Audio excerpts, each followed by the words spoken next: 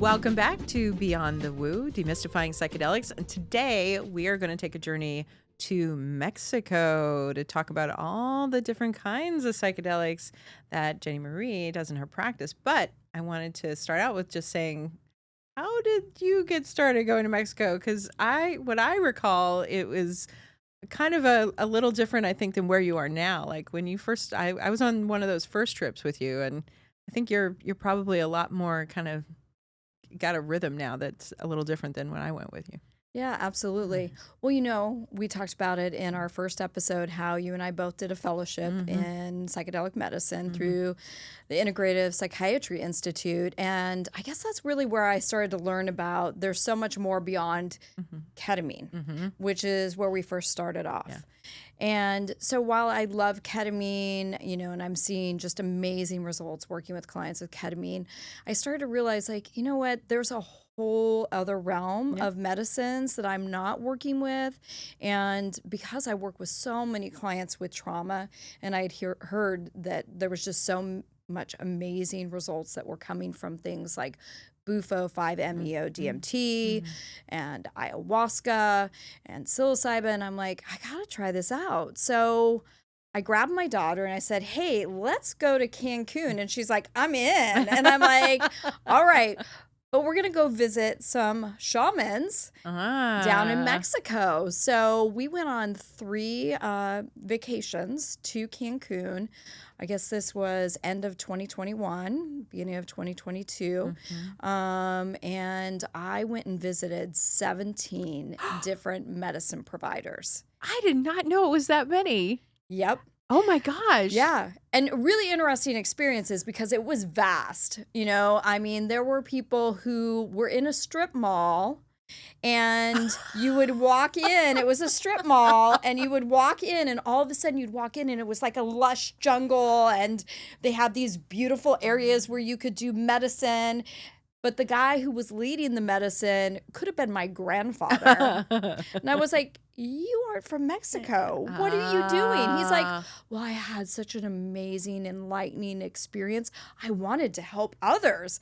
And so I was like, yeah, you're not my person. Right. So I kept going back and I just kept sitting with different people, different medicine providers. I'm like, this isn't my person. This isn't my person. And then I remembered early on, just before I went on my first vacation down there, I had emailed this medicine provider, Ixca, and I had not heard back from her. And I was getting a little bit disappointed because everyone I had gone to was not the person. And I had remembered, wait a minute, there was this one provider. And I just felt like looking at her website, looking at some interviews, that she could be my person. And so I'm like searching through my emails to find my original email that I sent her. And guess what? She had responded. Oh. It had just gone into my spam filter. Oh, no. So I was like, oh my gosh. And so I messaged her, totally meant to be. I was 2 days before we were going down to Mexico for my birthday. And she happened to be in Mexico doing retreats because she did retreats both in Peru and in the Cancun area. And she happened to be there and she's like, yeah, come on over. Let's have a conversation. And so it is pouring rain in January in Mexico, rainy month. And I have my little, car rental and that, it's got the whole clutch and, manual drive because that's the way they roll in Mexico. And we are driving through the jungle part. Oh my gosh. Just beyond the Cancun airport. The most gigantic potholes ever. My daughter is like, what are we doing, Mom? This is not the adventure I thought I was going to be going on. And we show up at Ixca's retreat center and we get out and there's this fabulous gate and there's a gigantic mosaic snake across the top of the gate. So it looks very impressive, a little bit like, oh, what's going on here? But when we got out, she looked at me, I looked at her. And there was just something about the ground when we stepped onto it that it felt different. It felt different from every other place that we had gone to visit. And so we go in and we go into the main house where there's this spiral staircase that goes upstairs. And Ixca was upstairs and person that was with her Mm-hmm. calls her down, and the light was coming through the window in just the perfect way and on this staircase. And she was dressed all in white. And Mm-hmm. as she starts walking down this spiral staircase, she almost looked angelic. Yeah. It was That's pretty a, wild. That's a crazy story. Yeah. So she comes down, and, there was just something about her essence, just sitting with her, that immediately I knew this was my person to work Mm-hmm. with. And she was very kind of just very almost demure a little bit. And I was like, this is a little odd for a medicine person. She was just kind of just very, and I wasn't sure, was she like trying to sort me kind of figure out, like, is this person legit? Is this Right. really a therapist? What does she want? Why is she doing this? Why does she want to bring clients to me? Is this okay? I think she was just really kind of trying to figure me out, because Yeah, she didn't jump to conclusions though either. no, she didn't jump to conclusions. Mm-hmm. And I think my little straight lace was probably showing through a little bit. Yeah. So I think she kind of wasn't really, Mm-hmm. really sure about me. But she said after I left, all of a sudden 2 butterflies came.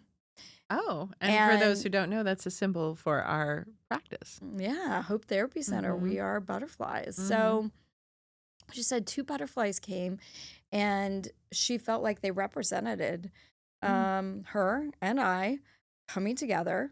And so I think it was probably a couple hours after that, she called me and she said, hey, so I've really like thought about this, and I've given a moment, and I feel led to invite you to go with me to the Seri Tribe in the Sonoran Desert, which this is where Bufo 5-MeO DMT comes from. Yeah.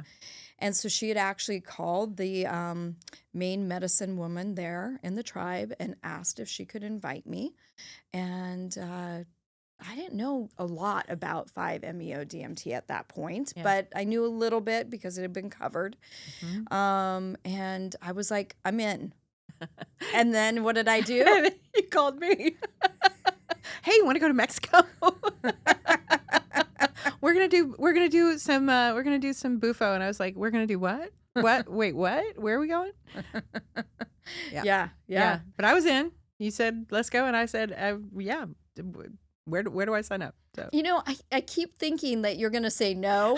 I think there's a part of me that thinks you're going to say no, and you're just always like, I'm in. I think I would say no to ayahuasca because I don't like throwing up. So ayahuasca is not my jam. But I mean I trust you implicitly and explicitly. I can't imagine not trusting you with everything. So yeah, it would just be you'd be like, let's go do this. Okay, like where do I sign? Show up.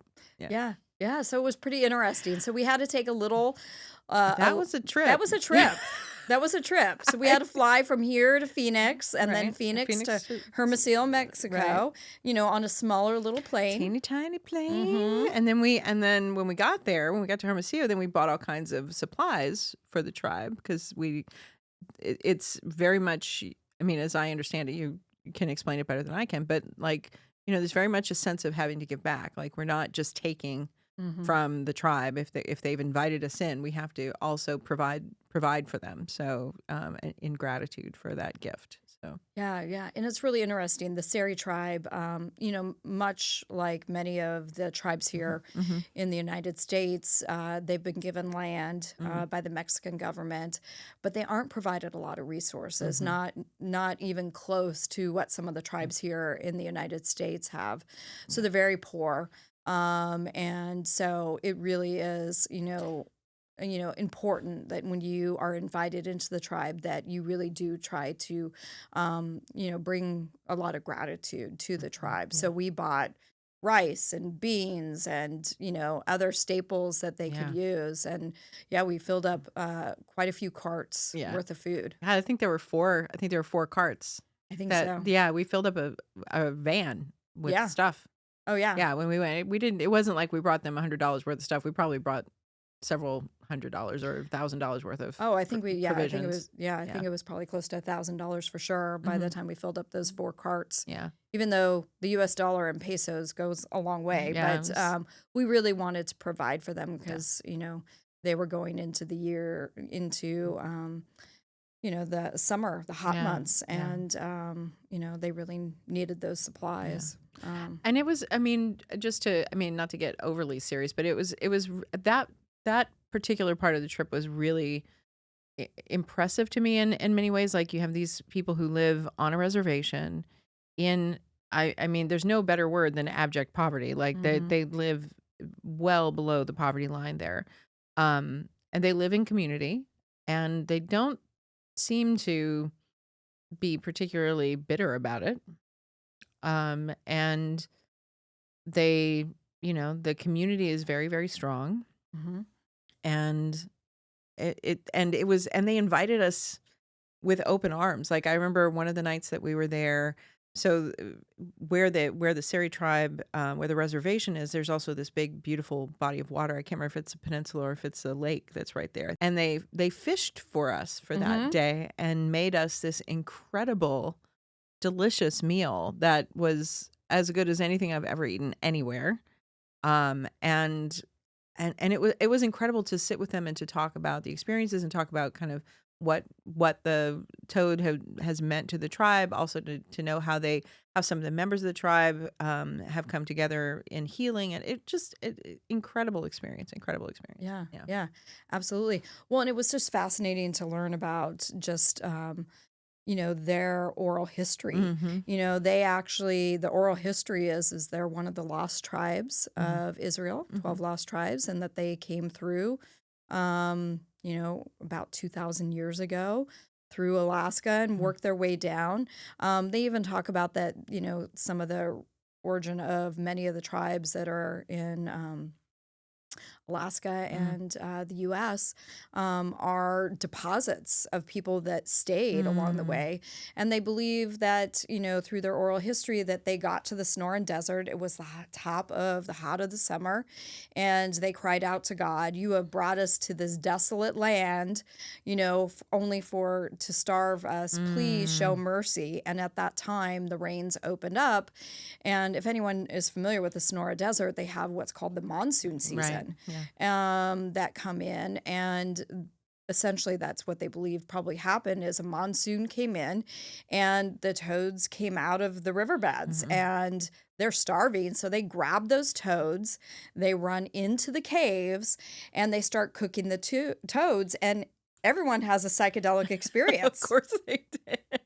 Yeah. Wow. Yeah. So they all kind of met God in that moment. And I don't think they really knew what was happening.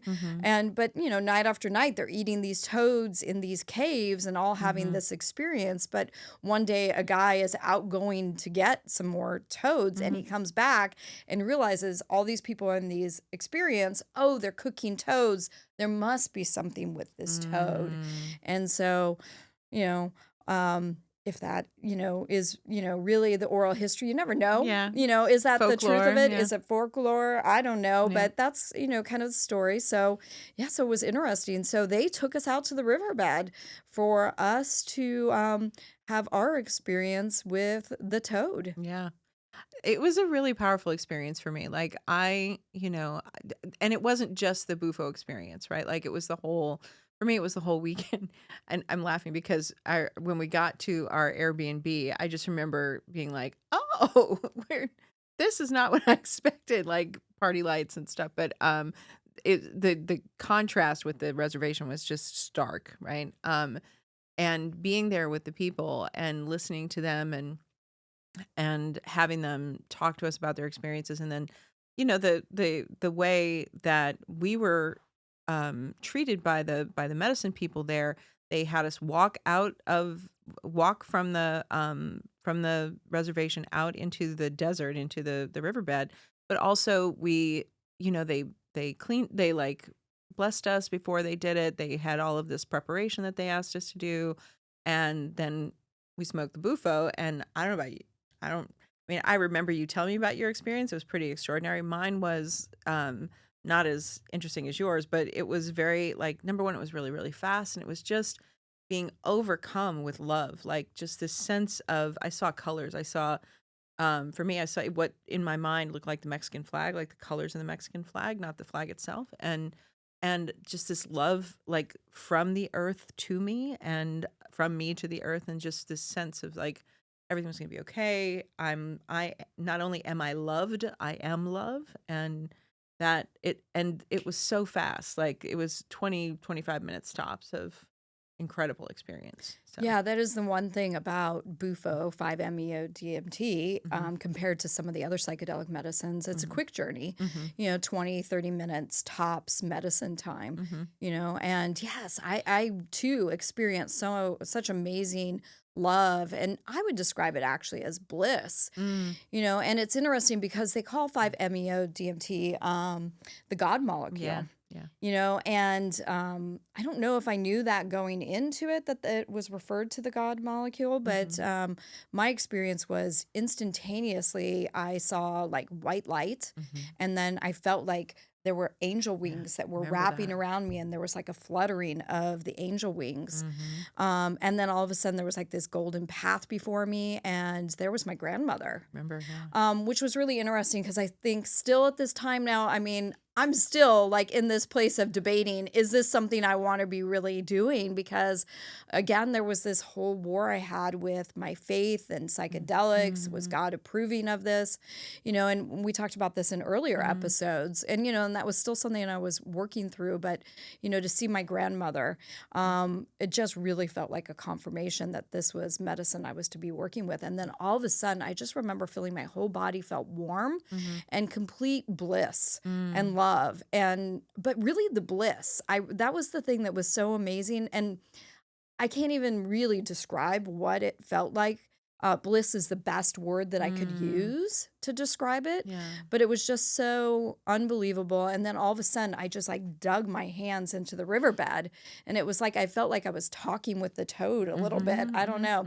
It was just really an interesting experience. And then when I opened my eyes, there was this black cardinal in the tree.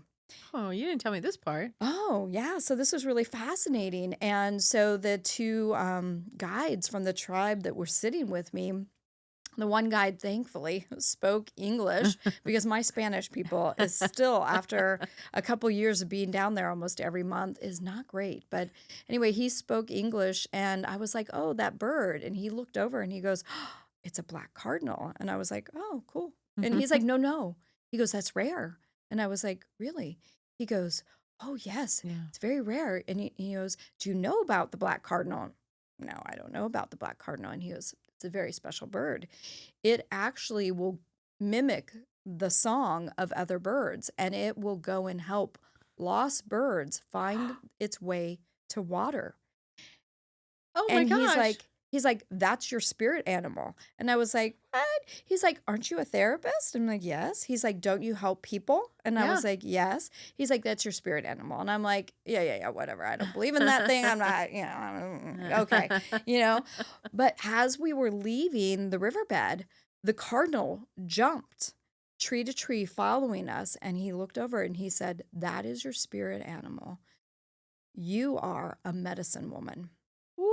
Right? And I was like, okay, yeah. And still, but it was really interesting that this black cardinal just kept following us out of the riverbed. And then later that night, we were sitting in circle with some of the tribe, and one of the medicine women looked over me, and she says in Spanish, she's a medicine woman, and tells Ixca. And I was like, okay, well, now this is two people from this tribe who has this long lineage of medicine women and men saying, I'm a medicine woman. So that was really interesting. Yeah, I remember. It's interesting because I remember, being there, and I mean, we're talking about it now very matter of factly, but in the moment, it did not feel very matter of fact. You were very much like, am I doing the right thing? Am I supposed to be here? And if I remember correctly, part of your question was, am I supposed to do this? And every single step of the way, you got this confirmation. No, you, not only are you supposed to do this, we are opening the way for you. And that was confirmed over and over again in these kind of spiritual messages. And I know, that might be controversial to some people, but that really was the intention that I mean, if I'm remembering it correctly, that I think I remember you going down there with was, is this is this for me? It seems like a weird thing for me to do. And there was a lot of questioning. So the fact that, now we're kind of speaking very matter-of-factly about, that you had this kind of synchronicity with this animal, and you have this, these people who are, long-standing tradition with these tribal elders telling you, no, that you're one of us. Like, it's pretty extraordinary to be this Western lady from California who Yeah, and yeah. not in an egotistical way, like, I'm a shaman. Like, I've never heard you use that kind of language before. So Yeah, yeah. yeah, absolutely. I would never say that I'm a shaman. Um, and it's even hard for me to even say that I'm a medicine woman, but Mm-hmm. it's been a really interesting experience doing these retreats in Mexico. And Mm-hmm. I try to go down there about once a month, and I work with Ixca still to this day. And there's an interesting blend with her and I, Mm-hmm. and we've had some really great opportunities of her now inviting her clients Mm-hmm. that have been with her to Mexico before and inviting them to a retreat, and her and I working together. And time again, they say that there's something very unique in the way that her and I hold the space together. Mm-hmm. She definitely brings the woo. I mean, she's singing, she's chanting, she's on her instruments. And, I've got my one rattle that she allows for me to use. But I bring a very, I guess I'm probably more grounded, and I'm going to bring the psychology behind Right. what's happening. So in that weekend, they're having a medicine experience. I'm helping them integrate. I've made these beautiful journals, so people, are writing in their Mm-hmm. journals, and we're really trying to explore those intentions. And it's totally changed my view on even ayahuasca. I was Mm. really scared of ayahuasca too. And Ixca works with a shaman from the Shipibo people Mm-hmm. in Peru, and was trained under him. And he has the most amazing ayahuasca. He actually travels to the top of the mountain where the best ayahuasca grows, Okay. spends I think it's a day's travel up and a day's travel back. So it's basically a 2-day journey to go get his medicine. We don't know all that's in it because each Mm. shaman has their own special recipe, and he won't tell us all the details of it. But it is the best ayahuasca, I would say. And we have a very unique way of serving it. We serve psilocybin about an hour before we actually serve the ayahuasca. Mm. And so this really helps the ayahuasca be a little bit more contemplative, Mm-hmm. as well as it helps reduce some of the purging. Mm-hmm. So people still are going to purge with ayahuasca. And I think this is your Yeah. hesitation with it, right? Yep. I don't really want to be puking my guts out. That Nope. doesn't sound fun. And it's interesting. I think that that's most clients I work with are like, Jenny, no, I don't want to do Yeah. ayahuasca. And you don't really tell Ixca what you're going to do. When you work with a traditional Mm. indigenous medicine provider, Mm-hmm. they're trained, they're intuitive, they sit with you, and they're going to serve you the medicine that they believe you're to be served. And you're going to have the journey that you are going to have, because she's serving medicine based on really her intuitive sense. Mm. And I think clients have time and time again been really surprised by their ayahuasca experience. I can see that. And certainly, learning what we did through IPI and other places, like there is a value in purging, right? Like there's a Hmm. physical, somatic value in that. So many people who've had ayahuasca journeys come back and say, no, that was actually an important integral part of the experience, was getting rid of something that had been kind of stuck or lodged in the body. I get that. I totally understand it from that perspective. And I've been around ayahuasca journeys. I've just, just hate throwing up so much. I would rather have surgery than throw up. Like, seriously, put me under, cut me open. I'd rather that Yeah. than throw up. Well, that's why we serve it with a little bit of Mm. psilocybin. And maybe that sounds a little strange for any of you who have actually worked with ayahuasca. You may not have had it's served in that way. But we do work with a very special blend of psilocybin. We work with pink buffalo, and which comes from Thailand. And it's a really beautiful medicine to work with and weave in with the ayahuasca. So it tends to soften the stomach, which is interesting because a lot of times people get even a little nauseous with psilocybin, but pink buffalo is quite gentle on the stomach and almost prepares it for the ayahuasca. And it really blends with the ayahuasca in a very beautiful way. It becomes a very contemplative medicine, a very deep medicine. And ayahuasca is a long journey. We're looking at 6 to 8 hours. Yeah. So usually on a retreat, people come down and, we tell them, like, on the plane, there's no eating. That morning, you're going to have no something alcohol. no alcohol, something very light. You prepare 2 weeks before going to Mexico with us. You're eating a vegan diet to really honor these plants that we're going to work with. Also, because ayahuasca is an MAOI inhibitor, there are certain foods that can interact with that and not have good outcomes. I'm laughing because if when you come on a retreat with us or with Jenny, you're going to get like this 10-page. Do you take any of these medicines? And if the answer is yes, we have to have you go talk to your doctor before you can sign up. So yeah. Right. For that reason, because MAOIs. Yeah, absolutely. And this is probably the difference of working maybe with someone who's certified in psychedelic medicine. We really understand the benefits, the risks in a very unique way. We also understand the medicine impacts and why you need to avoid certain medications. And the list is lengthy. And, in order to go to Mexico, many of the clients that I'm working with, we are actually doing ketamine journeys first, so that we can taper you off of psychotropic drugs, working with our nurse practitioner. So I'm not advising you on your medications. Yeah, there are medical staff that are part of our practice that do that. Yeah. So we're going to, do ketamine to stabilize some of your mental health. Then we're going to work you off those psychotropic meds. And then you're going to do 2 weeks of a vegan diet before we take you to Mexico. The reward is you get the most amazing vegan food while you're in Mexico.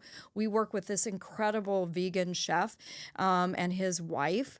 And they make, oh my gosh, we have the most amazing food. We have these poke bowls, but there's no fish. It's all tofu. Oh.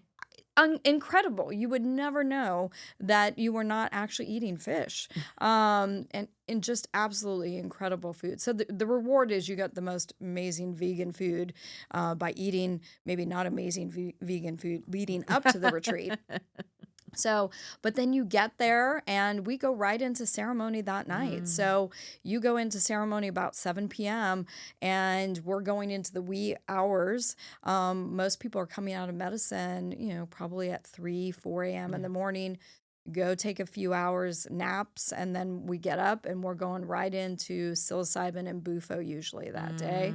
And then we're going to weave those medicines throughout the next 2 to 3 days, and along with doing some deep dive in the psychological realm of, your intentions and integrating your experience. And so we're going to work you in this retreat. Yeah, it's not for the faint of heart, and it's not and I think it's really important also. It's a retreat looking for truth and integration. It's not like you're not taking a ride on a roller coaster. This is not what this is for, right? Yeah, no, not at all. No, and it is so interesting. I don't know if anyone has seen that television show that was on Hulu. 9 Perfect Strangers? 9 Perfect Strangers, right? Yeah. I do not dress all in white. I'm not Nicole Kidman in any way. But, the weekend starts to feel a little bit like bringing together these individuals that are very much strangers. They don't know each other. And it is really amazing how the group of people who come together ends up being a perfect blend of individuals that work together, support each other. Each person's having their own individual journey, but then there's group work that we do. And it really is this beautiful synergy of energy and humans, and just having that beautiful balance of working with Ixca, who is an indigenous medicine provider, which that was part of why I was really careful Mm. in visiting these medicine providers in Mexico. I was worried about it. I didn't want to have cultural appropriation. I really wanted to honor the land that we are working on. And so from Ixca, who will serve our main medicines, to the Mayan women that we work with who do our cacao ceremonies, to the Mayan man we work with who does our tea mescal, which is a sweat lodge, which that's an incredible experience alone. So we have some very traditional ceremonial experiences that we work into that retreat, and really try to honor the roots of where this medicine comes from. So that I'm not just this white woman down there, like having you go on an amazing like journey. Right. We're trying to really ground that in something that's very honoring to the land. Nice. Well, and just also listening to you describe it, right? Like it's to me, it's really fascinating to know because I mean, I know your history and been working together for a long time now. Like, to hear all of the ways that you've woven all the pieces together, and because you bring the groundedness in the psyche, you're bringing it to them in a way that maybe people don't have the expectation of, right? Like I think a lot of people they go on Retreat Guru or something, and they're looking for a trip, they're looking to learn something, or they're looking to be transformed. But there's not a lot of people like you who are really trained in the psychological piece of it, that understand the symbolic and merging it with that kind of more esoteric experience that's not necessarily always spiritual, but I think spiritual is where most Americans place it, because that's the closest thing we understand to having a deep experience in the psyche. Like we don't do that in our culture. So unless it's religion or spirituality. And so being able to provide that in a psychological way, I think, is really unique and really necessary. Like I don't think we understand our I mean, put it a different way. I don't think our culture understands the necessity of that kind of experience, that kind of psychological integration on that profound level, that people get from spiritual traditions or religion. You can have it on a psychological level. Yeah. Yeah, absolutely. Well, and I think that that's the unique aspect of what Ishka and I have now created Mhm. in these retreats that we do. She definitely is the woo, the more the mysticism. She brings a lot of that into the retreat. Mhm. And then I definitely bring that psychological aspect. And so, I think it becomes transformative in a different way. Mhm. It's not just this mystical transformation, but it's rooted in actually exploring the layers of our psyche, Yeah. in a very unique way, in a very intentional way, in a way that truly is more transformative than just a single weekend of like, that was great, but Mhm. is going to give you the foundation to really do the work. And this is what I explain to the clients too. We're going to go do this weekend, but you're going to come back and we're going to really be doing Yeah. that work Yeah. once we get back, because integration is a process. Right. And it's not a singular integration. You're going to be integrating this material. I've a client who I've been integrating material with for 3 years, like Hmm. two ketamine sessions, and he's still integrating material from those sessions 3 years ago. But I want to go back to something you said that's really important. You talked about community, and I think, one of the things that I think is unique and special about the kind of work that you're doing with the retreats is, psychosocial support is something that we as therapists are trained to kind of help people recognize is really important to their healing, to their well-being. And we're not, as a culture, we're not good at that. We isolate people in their jobs, we isolate people in their families, and we don't create opportunities for that kind of community building. So, I mean, I'm just curious, can you talk a little bit about like how you've used that community piece to be transformative for your clients, and also how does it work with the integration? Yeah, it's really interesting, especially us being here in Los Angeles. We're in one of the most populous Mhm. cities in the world. And so often we see so many of our clients Yeah. that really feel lonely. Yeah. They really feel isolated, especially post COVID. Look, Mhm. so many people are now working from home. Yeah. So they don't Yeah. even have the contact of humans going into the office. Right. And so we are living in these bubbles. And so I think it's really unique in that we break bread all Mhm. weekend together, and I think at first people are a little hesitant, like, am I invading by asking you questions or sharing in your experience? But very quickly, there is that, when we talk from like group psychotherapy, we talk about norming and storming. Right. And that happens very quickly, that norming and storming aspect of putting the group together, and really that, and maybe it is because we're breaking bread, or maybe it's because I'm puking next to you. I better get to know you quickly. You're gonna like me or you're not. Yeah. I'm gonna be throwing up on you. So yeah. Yeah, but it's really interesting as people start to talk about what they noticed in their journey, how people will come alongside them and be like, oh, that makes so much sense when you talk about that. For me, that makes a lot of sense to me. And so they really kind of have this unique weaving together and understanding maybe some of the symbols that they're seeing in their journeys. And people are like, oh, that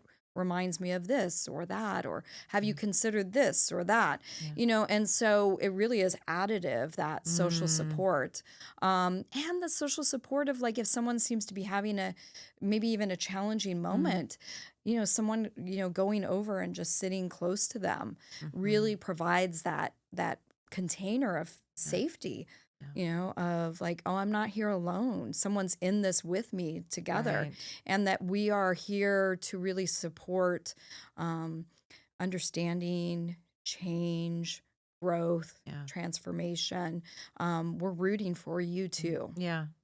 I think that's really important. I mean, I was thinking about it the other day. You and I were talking about Ixca and in our office, and when you were talking about community, it just kind of all almost like Connect Four, like all the little pieces all came together in my head, like, and it was very much that, we were, when we went, because that was the first time we'd gone at all. And just that was the forming of a community. And we had this gentleman with us who had been kind of the liaison to the tribe. And then there were other medicine providers who showed up that were, kind of passing through and just connecting. And and then just having all of this time with the members of the tribe that had invited us, it was very much about belonging. And I think that belonging really was healing even after we left, like that, connect you and I deepening our bond. And then there's Ixca, and we had another therapist with us. Like it was, it was really, I think it really made a huge difference. I mean, for me, it made a huge difference. I don't want to speak for you, but well, and I love that piece of what you said, belonging.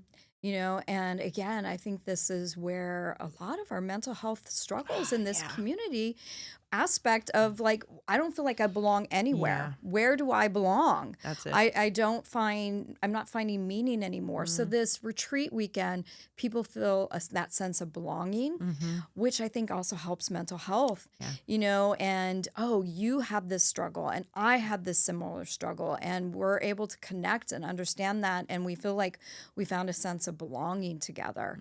And, I think that helps us not feel alone. I think you're 100% correct. And I think, to your point, right? Like, if you are sitting next to somebody and you're holding their hair while they throw up, like, it's hard to feel like you don't matter, right? If you're helping someone else. And I think that's one of the pieces for me that was so transformative about going down to the Seri Tribe, was that they didn't, we were there to benefit from their knowledge. They didn't need us, and we didn't need them. Like, it was very much an invitation and to explore their world, and for us to become part of it for a little while. And that, I think, is something that we're missing as a culture. And we're not curious about other people. And in this kind of instance, when you're going down to have this kind of experience, to really, and most people who are choosing this experience are suffering. So they're looking for belonging, they're looking for support, they're looking to be transformed. And if you can know that you matter in the moment because you helped somebody else, because you were present for someone else, that to me is actually more healing than having someone having been there for me. Like, me being present for the person that I'm sitting next to actually is more healing. Wow. Yeah. So beautifully said. Thank Such you. a beautiful capstone to what our conversation has been today.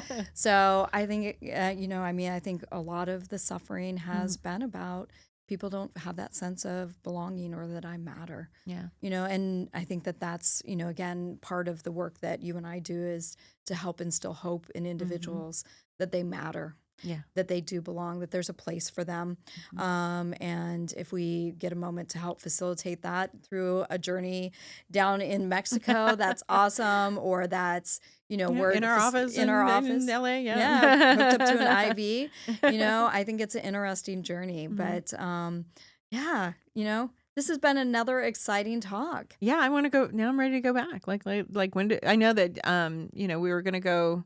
You went down, but they didn't I think they didn't want to have a whole big group this time or something. So yeah, so the Seri Tribe, has their annual New Year every July, and so I've been down there now the last 2 Julys, celebrating with them. But yeah, have to go along with yeah, you I'm again. ready to go. I'm ready to go again. I was writing a book, so I'm a little busy. Yeah, you were a little busy. Yeah, with good things.